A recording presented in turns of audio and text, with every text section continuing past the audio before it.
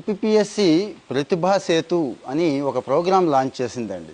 చాలా important programme ఇది. ఇన్నాళ్ళు కాంపిటేటివ్ ఎగ్జామ్స్ రాసిన వాళ్ళంతా కూడా తీవ్రంగా కష్టపడతారు, విపరీతంగా కష్టపడతారు. కానీ అక్కడున్న సక్సెస్ 1%, 5%ఏ కదండి. నాకు తెలిసి సంవత్సరం కాదు, 5, 10, 15 సంవత్సరాల పాటు ఈ కాంపిటేటివ్ ఎగ్జామ్స్లో పడి జీవితాలు పాడు చేసుకున్నారండి. కొద్దిమంది మాత్రమే మళ్ళీ అదే కాంపిటేటివ్ ఎగ్జామ్స్కి ట్రైనింగ్ ఇవ్వడానికి ఇన్స్టిట్యూట్లు పెట్టుకున్నారు, ట్యూటర్లుగా వెళ్ళారు, ప్రొఫెసర్లుగా వెళ్ళారు, లెక్చరర్లుగా వెళ్ళారు. కొంతవరకు ఏదో కొంతమంది యూట్యూబ్లో కంటెంట్ బిల్డ్ చేసుకుంటున్నారు. కానీ నిజమైన ప్రతిభ ఉండి పాపం చిన్న పొరపాట్ల వల్ల, అంటే అప్పట్లో ఆ ఎగ్జామ్ రాసే టైంకి అనారోగ్యం కావచ్చు, సబ్జెక్టు గుర్తుకు రాకపోవచ్చు, చిన్న పొరపాట్లు చేసి ఉండొచ్చు.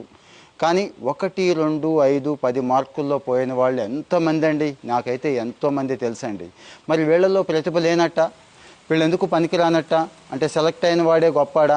మీకు తెలుసు, మన రిజర్వేషన్ సిస్టంలో సర్వీస్ రాని ఓపెన్ కేటగిరీలో క్యాండిడేట్కి, సర్వీస్ వచ్చిన క్యాండిడేట్కి 100 మార్కులు తేడా కూడా ఉంది కదా. ఇక్కడ రిజర్వేషన్లు విమర్శించడం నా ఉద్దేశం కాదు, ఎగ్జాంపుల్ చెప్తున్నాను. అంటే మంచి మెరిట్ ఉన్న వాళ్ళు, స్కిల్ ఉన్న వాళ్ళు కూడా ఎగ్జామ్లో అంటే సక్సెస్ అవ్వలేక పాపం, అంటే ఇంటర్వ్యూ దాకా వెళ్ళి కూడా ఫెయిల్ అయిపోయి జీవితాలు పాడు చేసుకున్నారు చూడండి. వాళ్ళ కోసం ఇప్పుడు కాదండి, చాన్నాళ్ళ కిందట ఒక స్కీమ్ ప్రవేశపెట్టారు. అప్పట్లో పీడిఎస్ అనేవాళ్ళు, పబ్లిక్ డిస్క్లోజర్ స్కీమ్ అని స్టార్ట్ చేశారు అప్పట్లో, ఆల్మోస్ట్ 2018 ఆ ప్రాంతంలో అండి.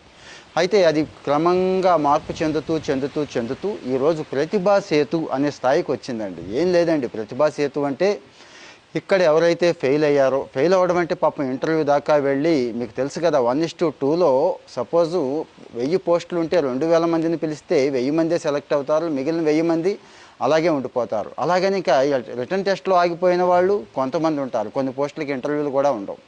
వీళ్ళకి అవకాశం కల్పించాలి అంటే గవర్నమెంట్లో కానీ, ప్రభుత్వ రంగ సంస్థల్లో కానీ, ఇంకా కార్పొరేట్, మీకు తెలుసు కార్పొరేట్ కూడా ప్రత్యేకంగా టెస్టులు పెట్టుకొని ఇలాంటి వాళ్ళ కోసం వెయిట్ చేస్తూ ఉంటాయి కదండి.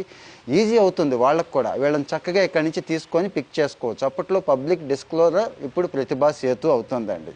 ముందు క్యాండిడేట్ కన్సెంట్ తీసుకుంటారు. నాయన నీకు ఉద్యోగం రాలేదు కదా, ఓకే ఈ పోర్టల్లో పెట్టమంటావా అంటారు. ఎస్ పెట్టండి, నాకు ఇంట్రెస్ట్ ఉంది అంటే ఆ పోర్టల్లో పెడతారు. పెట్టిన తర్వాత ఇక ప్రభుత్వ రంగ సంస్థలన్నీ ఉంటాయి కదండి, వాళ్ళకి ఇస్తారు. ప్రైవేట్ రంగ సంస్థలు ఉంటాయి కదండి, వాళ్ళకి ఇస్తారు. ఏది ఈ యాక్సెస్ ఇస్తారు. ఓపెన్గా పెట్టరండి మన డీటెయిల్స్ ఏవి కూడా. సపోజ్ నేనే ఎగ్జామ్ రాసి ఇంటర్వ్యూలో క్రాక్ చేయలేక ఉన్నాను అనుకోండి, ఎవడు పడితే వాడు నా డీటెయిల్స్ చూసుకోవడానికి ఉండదు. ఆ కంపెనీలు మాత్రమే, ఆ ప్రభుత్వ రంగ సంస్థలు మాత్రమే ఓపెన్గా చూసుకునే అవకాశం ఇస్తున్నారు. చూసుకుంటారు, వాళ్ళు చెక్ చేసుకుంటారు. అంటే క్యాండిడేట్ ప్రొఫైలు, బయోడేటా దగ్గర నుంచి